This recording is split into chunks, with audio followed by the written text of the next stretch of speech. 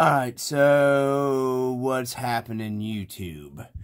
So I'm finishing up the tweaking the dually. I had to change up some of the body mount, the cab mount, getting the cab mounted. I changed some stuff up to get the cab mounted a little better because it just wasn't sitting right on there to me. So I got that fixed. Some few things. I think I have found anybody that's running like the stock RC four-wheel drive 45 turn motor. I think I found the limitations of the motor. Is stock gearing. So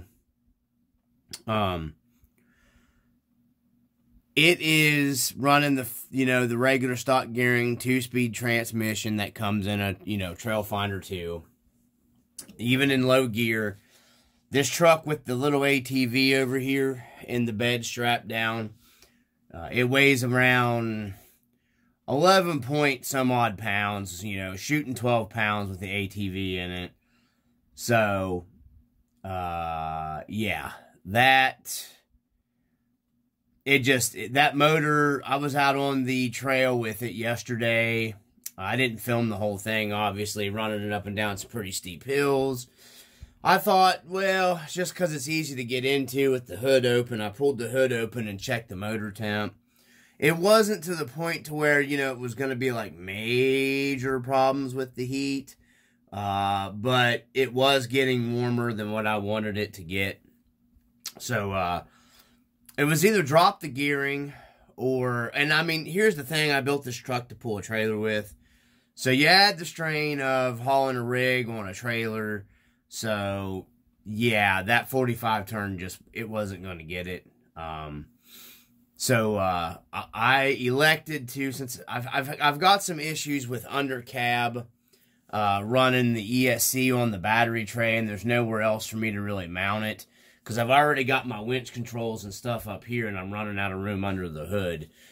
So I couldn't move the ESC out here because then I'm going to have problems with it hitting my hood when my hood closes. Because, like I said, I've already got a bunch of wiring, and because I use this out here to hide a lot of my stuff in the engine compartment to try to keep it still neat and clean.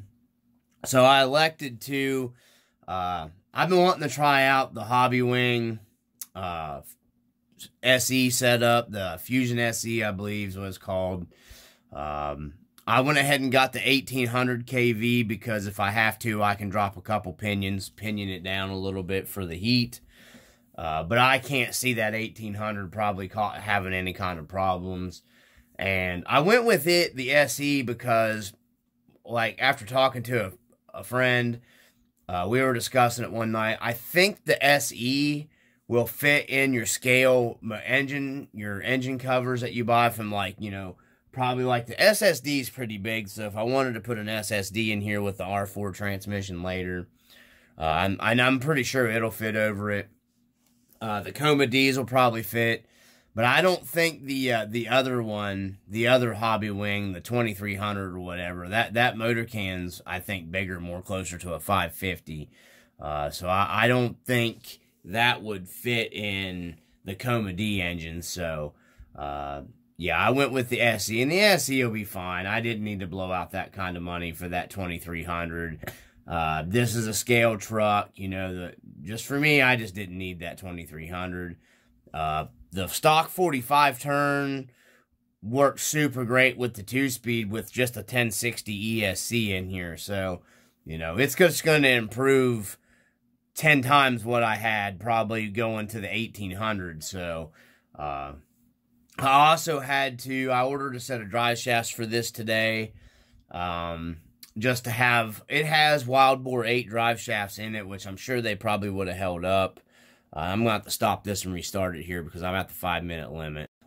Okay, so I have Wild Boars. Well, I have Wild Boar 8 in the rear and then a custom-built drive shaft in the front. Because the wheelbase on this truck isn't TF2 and it's not long wheelbase TF2. It's like in the middle. So it's not quite a long wheelbase, and it's just a little bit longer than, a standard Trail Finder 2. So, Yeah, those a lot of the dry shafts that they sell for the Trail Finder too. I think I could have probably got the 95 to 130 millimeter Junfax or Junfax or however you say it for it, and I could have made them work. But I found some that were pretty affordable. They were like 16 bucks that they look a lot like the Boom Racing ones. I figured I actually got them a little cheaper than 16 bucks. I ended up getting them for $14 shipped after messaging the seller on eBay.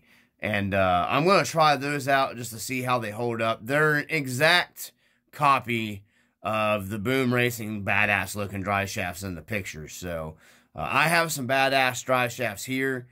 I'm going to get a comparison of them here in the video when they come. And then the front one is a perfect match for this, and the rear is just a tig bit longer. So, which I have room to play anyway. So I'm pretty sure I got a pretty good matched up set, because you can match the sets in that guy's sale. So that's what I did for this. So we'll get a look in those and see. We'll see how they hold up, because this truck's really heavy. I just wanted a little better set of dry shafts for this truck than what was in it. These even have the little collars, the same as the badass dry shafts have that come with them. So we will see. We will see. So I will be changing the dry shafts up in this thing a little later. It performed super great. It completely blowed me away at how well the dually on that little trail might not look like it in the camera, guys, but that's a pretty rough section right there. I've got a few link trucks that have some problems in that section, even with some bigger tires on them. So that section is a lot worse than what it looks like. This truck did really well in it. Really impressed me for a dually. The tire foams are working out that I bought really well for it. One of the main reasons why I wanted to do this was, like I said, about the motor limitations. I'm sure somebody's going to disagree with me here, but I can tell you this thing got a little warm on the trail, fully weighted down. It took several passes going up and down the hill, but my thing is it was going to put extra strain on that little 45 turn. And I figured, I've already got this far into the build, I might as well go ahead. It's already got a nice servo in it. It's got a nice Savox waterproof servo in it that works super well, surprisingly, because I'm not a big fan of Savox servos. Usually they're just power-hungry, noisy, can't find the center piles of crap for me. But this one, I don't even know what it is. But surprisingly, it works really well in this truck, so we'll see how long it holds out. I've smoked about 3 of those prior to owning this one, so I didn't have much luck with the Savox. So, but anyways, we got this thing set up. Something else I wanted to share with you guys, and that's this transmitter here. Let me pull the camera back a little bit. This is a Surpass Hobby. You can see here, you can get these off of Amazon. This is the 6 channel. I think they make these in a 7 or 8 as well. And they got the nice winch control things here, and then your high and low. I like these because you don't really got to set an endpoint with these. You just can turn them in and out how you want them. Let me stop this again here because the camera's going to shut up. Okay, so I don't want to go too much longer here. So real quick, yeah, and then you can actually put a winch control in this if you wanted. So you got the neutral, forward. So you could actually put that little winch control that I bought works for this. It worked for this up here also. And then it's got a nice little, LED on and off. The throttle control with this controller, this transmitter, surprisingly well. It works great, truthfully. The latency and stuff with this, it's really nice for a budget transmitter. I think I've seen these on Amazon for as low as 30 some bucks, and you're getting a 6 channel.